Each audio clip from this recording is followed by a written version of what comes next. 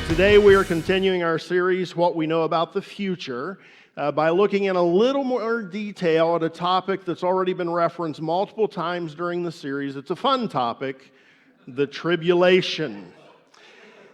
And so I am approaching this topic today, this message, by providing overview answers to 4 questions, okay? What is the tribulation? What are the warning signs of the tribulation? So what's telling us that the tribulation is about to arrive? What will happen during the tribulation?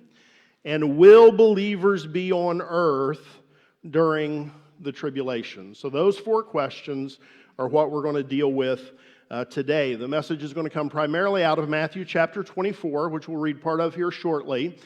And then the message also comes out of a very large section of the book of Revelation, Revelation, the 6th chapter through the 18th chapter, which we're only going to read a few verses of, but from which an overview that I'm going to share with you of those chapters will cover the 3rd and 4th questions that are on your outline. So let's jump right into this. What is the tribulation? The Greek word that often gets translated into English as tribulation is a word that carries the basic meaning of trouble that inflicts distress.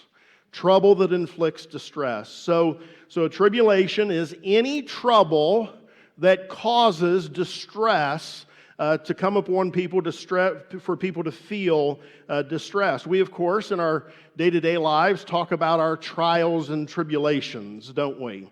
We have a lot of trials and tribulations that we experience in life.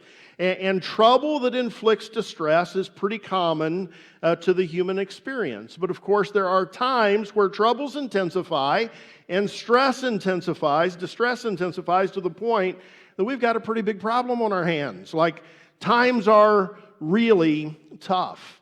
A time of significant tribulation that we've referenced already in this series that's happened in history is the time of the Roman siege of Jerusalem around AD 66 to 70, 71, somewhere in there, which we have acknowledged, I've acknowledged, that I believe is a likely near-term fulfillment of a number of the things that Jesus warned his disciples of in Matthew 24.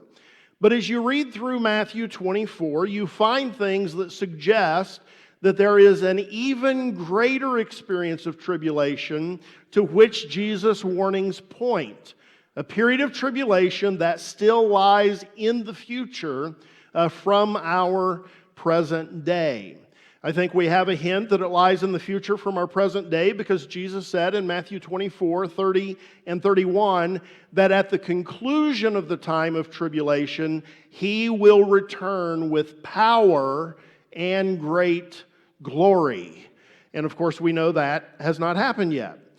This time of tribulation that's coming is a time when evil will flourish in the world. It's already happening.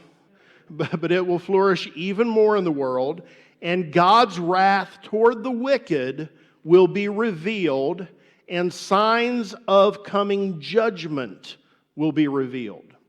Revelations chapter 6 through 18 details some of the events of the tribulation, and again, I'm going to share a brief overview of those here in a minute. In Matthew 24, 21, and 22, Jesus said the following about the tribulation that awaits the world at some point in the future, the great tribulation. Here's what he said. For then there will be great distress, great tribulation, unequaled from the beginning of the world until now, and never to be equaled again. If those days had not been cut short, no one would survive, but for the sake of the elect, those days will be shortened. So the tribulation is a period of time when evil will flourish, the wrath of God will be revealed against the wicked. It will be a time of greater distress than the world has ever seen, and it's generally understood to be a period of 7 years with increasing distress, increasing tribulation as those years advance. Next question. What are the warning signs of the tribulation? What can we expect to happen that will indicate that the time of tribulation is approaching? Jesus answered that in Matthew 24, 5 through 14. We've previously read this section in the series, but I want to read it again today. And remember, what we're reading here is Jesus answering this question from his disciples: what will be the sign of your coming and the end of the age? So what are going to be the signs that we should start expecting that you're going to return and that the end of the age is upon us? And here's what Jesus said. I think it'll be on the screen behind me. For many will come in my name, claiming I am the Christ, and will deceive many.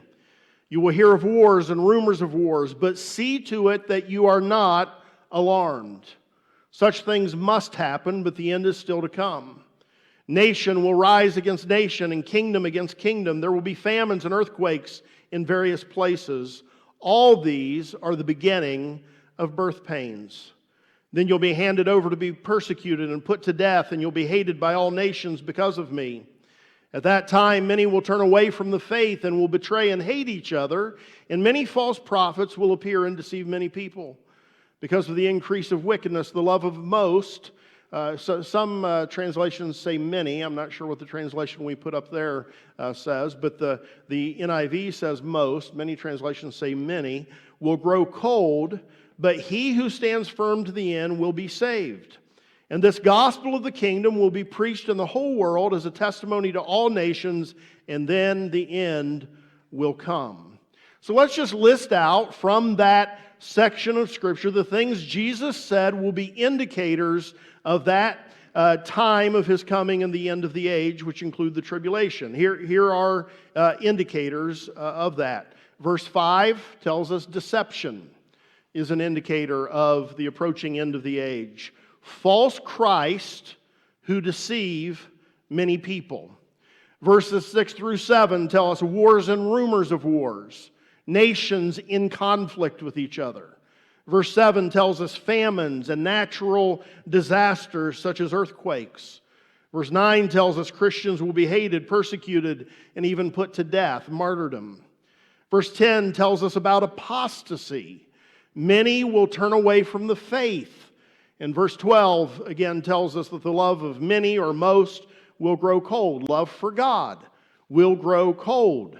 And you know, it's people who have said they love God. Their love for Him is growing cold. Verse 12, there will be an increase of wickedness. And in the midst of all that bad news, verse 14, the gospel of the kingdom will be preached to the entire world. So if we look at our present day, I think that we can see that these things are happening. Most of these things are happening. There is great deception in our day. People are being led away by false teachers to an extent that really boggles the mind. It really does. Wars and rumors of wars and nations rising against nation. Check. Natural disasters. Check. The World Hunger Map shows several countries in the world where more than 35% of the population faces chronic hunger. And at the end of 2019, some 135 million people were living with acute hunger. While we don't face martyrdom for our faith in the United States, even though we sometimes act like we do, Christians in other parts of the world do face death because of their faith in Christ. People are being martyred in the world today because of their connection to Jesus, because of their faith in Jesus, because of their witness for Christ. Persecution. Believers around the world are facing persecution. Now, I think we'd have to rate the persecution of Christians here in the United States as being quite mild. Again, we don't always see it that way, but if you look at the world, we would have to say our persecution is rather mild. But I do believe we're seeing evidence that we could face escalating persecution here in the United States. One indication of this to me is that it seems to me that most of our cultural institutions, most of our national institutions have become quite antagonistic to any expression of faith that is anything more than a cultural tip of the hat to the faith we once took seriously. I heard someone say recently of recent Supreme Court Justice nominee, and it was confirmed, Amy Coney Barrett said, she's Catholic. She's really Catholic. They're evangelical. I mean, they're really evangelical. They actually believe it.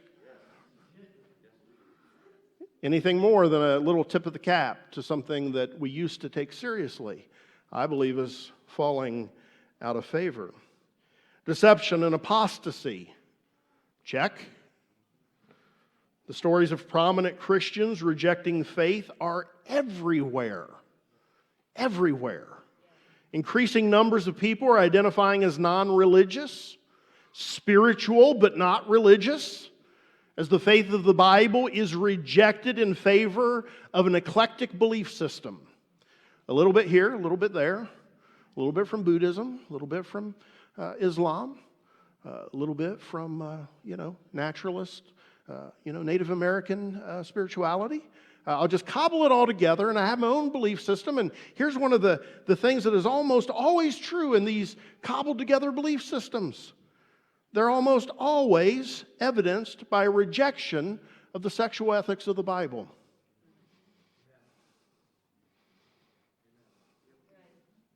Interesting. And then in the midst of all of this bad, there's one really good sign of the approaching end of the age. The gospel continues to be preached throughout the world. Now, I've said before, we don't know exactly how God defines the gospel having been preached to the whole world.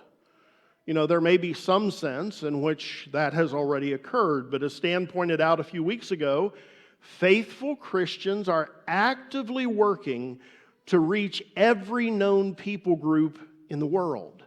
And as Stan also pointed out a few weeks ago, these organized efforts to reach every people group in the world, they believe that it may be achievable within the next 5 years. Isn't that an exciting thing? And so we see these signs in our world today, and the truth is that these signs have existed to varying degrees throughout the entirety of the church age. They're not unique to us. But all of these things are happening in our time, and some of them, gospel proclamation as an example, are happening in a way that suggests the time of the end could be in the not too distant future. Now, for the entire church age, it's been getting closer. It's always getting closer, but it could be that these signs are telling us that it's perhaps in the not too distant future. If you consider all these things that Jesus listed as signs of the approaching end of the age and His return, it's fair to note that other than gospel proclamation, all of these are troubles that inflict distress. They're tribulations. To varying degrees and intensity, the entire church age has been a time of tribulation. And so when the tribulation to which we refer when we talk about the tribulation actually arrives, what it's really going to be is an intensification of already present tribulation. Present tribulation will lead into a time of great tribulation. Remember what Jesus said in Matthew 24, 21, and 22 again. For then there will be great distress, unequaled from the beginning of the world until now, and never to be equaled again. If those days had not been cut short, no one would survive, but for the sake of the elect, those days will be shortened. So knowing what the tribulation is, and knowing what the signs that indicate the approach of the great tribulation are, let's consider a third question. What will happen during the tribulation? And to answer that, we would need to read Revelation 6 through Revelation 18, 13 chapters of Scripture. And we're not going to do that today, but I encourage you to do that. Instead, what I'm going to do is give an overview of that, of those chapters that's provided in the book, 40 Questions About the End Times by author Eckhard Schnabel or Schnabel. I don't know. I'm going with Schnabel. I don't know which way to say it. We apologize, Mr. Schnabel, for laughing at your name. Please forgive us. He is a distinguished professor of New Testament at Gordon Conwell Theological Seminary. Now, I want to give a quick disclaimer as we enter into this. Many people view the events found in Revelation 6 through 18 as describing the 7-year period of the tribulation. Mr. Schnabel views Revelation 6 through 18 as describing, quote, the last period of human history on earth, and he defines that as being the time between Christ's first and second coming. So he basically views it as the entire history of the church age. So he points out that some of what we read about in Revelation 6 through 18 has been a reality since the first century, but other things we read about have not yet occurred or will occur with greater intensity during the tribulation. Now, I don't disagree with him that some of what's been listed or what we'll look at has been a reality since the first century, but it does seem to me that what we read about in these chapters is stuff that has not really been a reality throughout the history of the church age, or the severity of what is described so far surpasses anything that has been a reality that I do tend to agree with those who say that this is describing the 7-year period of the tribulation. But these are all those kind of things that it's just like, hey, we're in Revelation now. we can't say a whole lot of things with absolute certainty. So, make up your own minds on these things. But however one views that, what chapters 6 through 18 lay out for us are 3 series of 7 judgments each. And the 3 series of judgments are the 7 seals, the 7 trumpets, and the 7 bowls. And so let's first consider the 7 seals. And you can read about these in Revelation 6, 1 through 17, and Revelation 8, 1 through 5. You might want to write some of this down on your outline.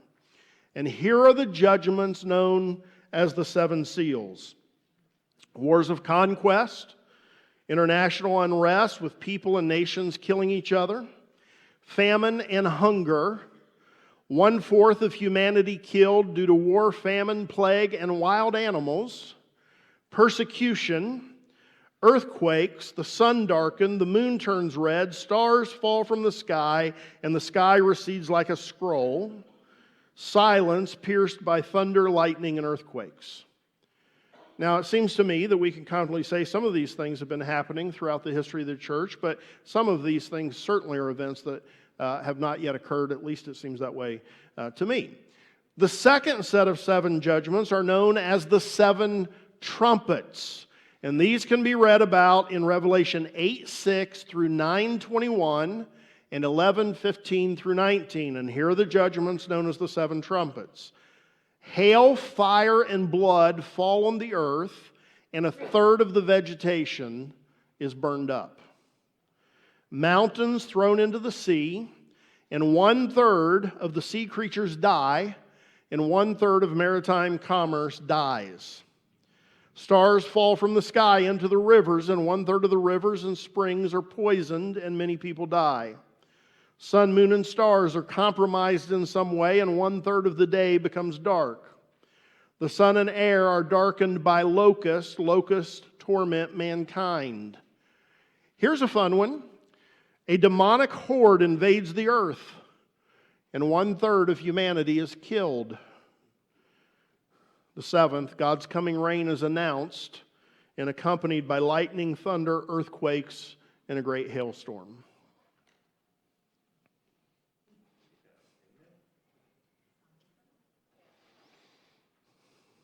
The third and final set of judgments is called the 7 bowls. Can be read about in Revelation 15:1 through 16:21, and here are the judgments known as the seven bowls. Festering sores on the earth's inhabitants. Sea turns to blood, and all sea creatures die. Rivers turn to blood. The sun scorches people. The beast kingdom is darkened, and there is agony upon the earth. Rivers dry up to prepare the way for the armies for the final battle. And there is a proclamation of the end accompanied by lightning, thunder, a great earthquake, where the cities of the nations collapse and the islands and mountains disappear, and huge hailstones rain upon the earth. Schnabel points out that each subsequent series of judgments seem to indicate an intensification of judgment. Sobering information, a sobering reality that awaits the earth at some point in the future. Now, there are all kinds of questions that all of this presents us. How much of this do we take literally? How much of it is symbolic? Are two big questions that people wrestle with. I tend to believe that we're to take things literally unless there's some compelling reason that we should not take them literally. And so I don't see much reason why we shouldn't take most or all of this pretty literally. However you want to land on questions like that, here's the inescapable truth. The Great Tribulation is going to be a time like the world has never seen. Evil will flourish, and the wrath of God is going to be unleashed on mankind. And so now we come to our fourth and final question, a really important question, in light of how awful the time of tribulation is going to be. Will believers be on the earth during the tribulation? Will believers be on the earth during the tribulation? As I acknowledged last week, I think it's fair to guess that most evangelicals during our lifetimes have believed that Christians will be raptured before the tribulation. And as I said last week, I'm guessing that if we took a survey of our congregation, that's what most of this congregation would say, is that we're going to be raptured before the congregation. And there are good arguments to be made for this view. If you hold this view, that's perfectly fine. It's a fine view to hold. One argument that Christians who hold this view make is that the tribulation will be a time of the outpouring of God's wrath, which is true, and that Christians are never going to be on the receiving end of God's wrath, and so it wouldn't be appropriate for Christians to be here on the earth during the time when the wrath of God is being poured out against mankind. Another argument is that Jesus promised in Revelation 3:10, "I will keep you from the hour of trial that is coming upon the whole world to try those who dwell upon the earth." Proponents of this view also note that it is the view that most makes it possible to believe that Jesus could return at any moment, which is what Jesus seemed to want us to believe. The view that says believers will be on the earth during the tribulation respond to each of these points by noting a few things. They note that not all the suffering of the tribulation will be a result of God's wrath. That much of it will simply be because of wickedness and persecution. And so while believers will suffer hardship and even martyrdom, it'll be due to wickedness, not due to God's wrath. Closely related, they answer that Revelation 3:10 was written to a specific church, and that it most likely, specifically, was a promise for protection during the time of the Roman siege.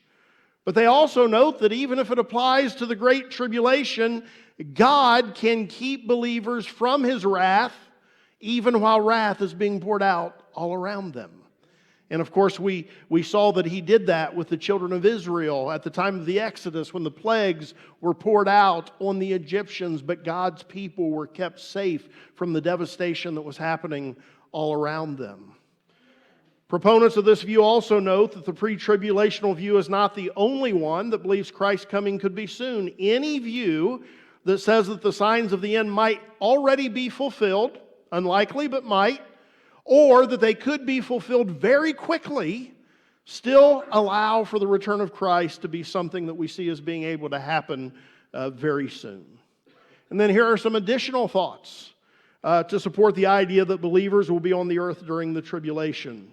First of all, the New Testament nowhere clearly says that believers will be taken out of the world before the tribulation.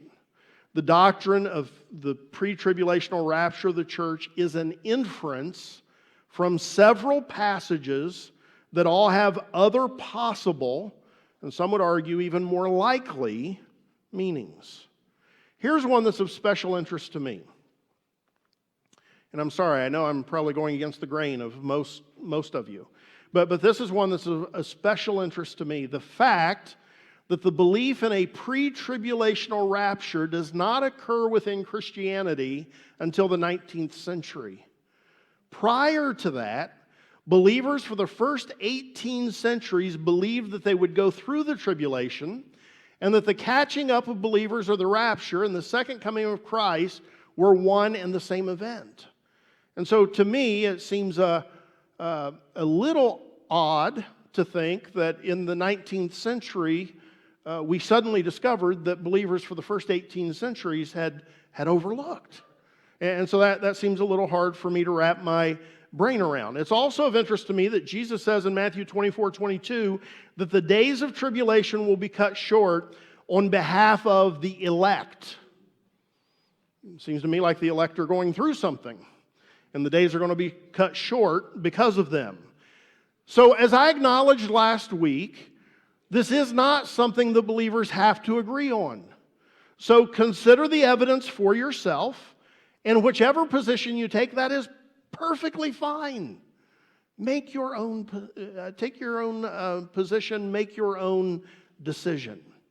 Now, last week I said that if I was under the threat of physical harm and had to state my own position, I'd have to acknowledge that I lean toward the belief that Christians will be on the earth during the tribulation. Now, since I am not under physical threat, nobody has threatened me physically, and really there's nobody here that would scare me if they did. So okay, there actually are a couple. Mole's one of them. Mole is one of them. Is Mole here? Yeah, he's one of them. I've heard stories that scare me. So anyway, but I'm not under threat of physical harm. So the truth is that I am freely acknowledging to you that this is the position that I lean toward. But make your own decision, okay? But to wrap this up, I want to consider one final question based on what I tend to believe about this. If we are on the earth during the tribulation, what will our role be? What will we be doing? Like, what will God have for us during the tribulation? And there are three things that I want to highlight. You're going to like the first answer.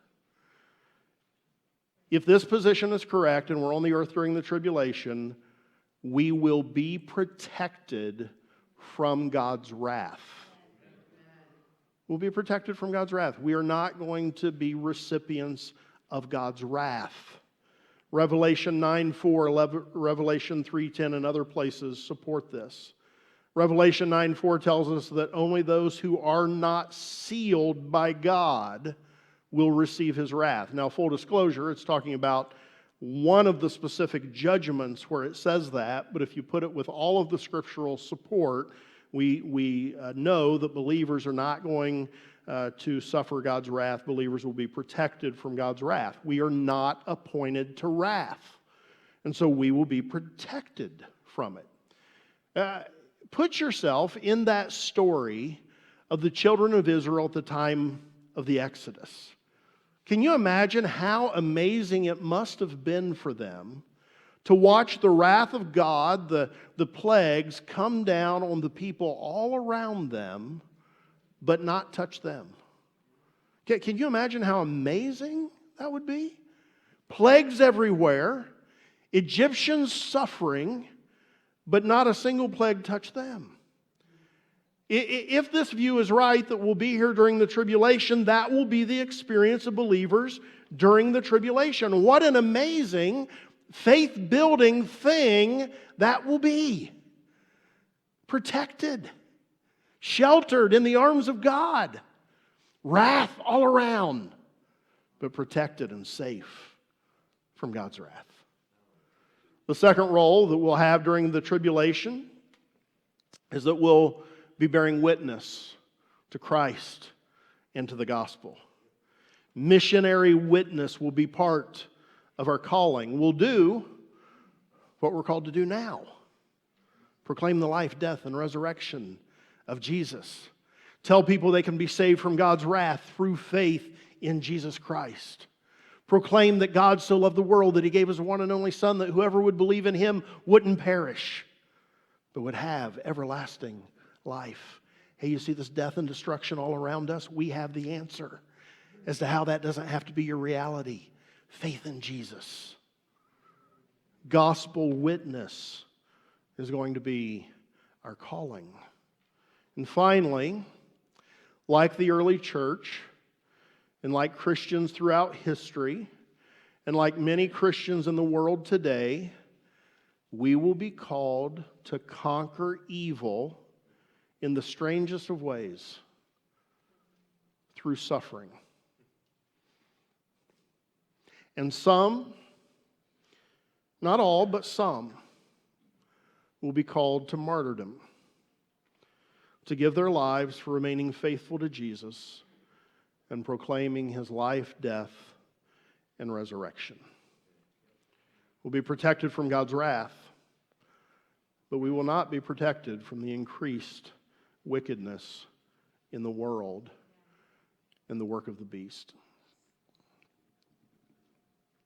Now, I happen to believe that there will be nations in the world, there will be places in the world during the tribulation where very little persecution will take place.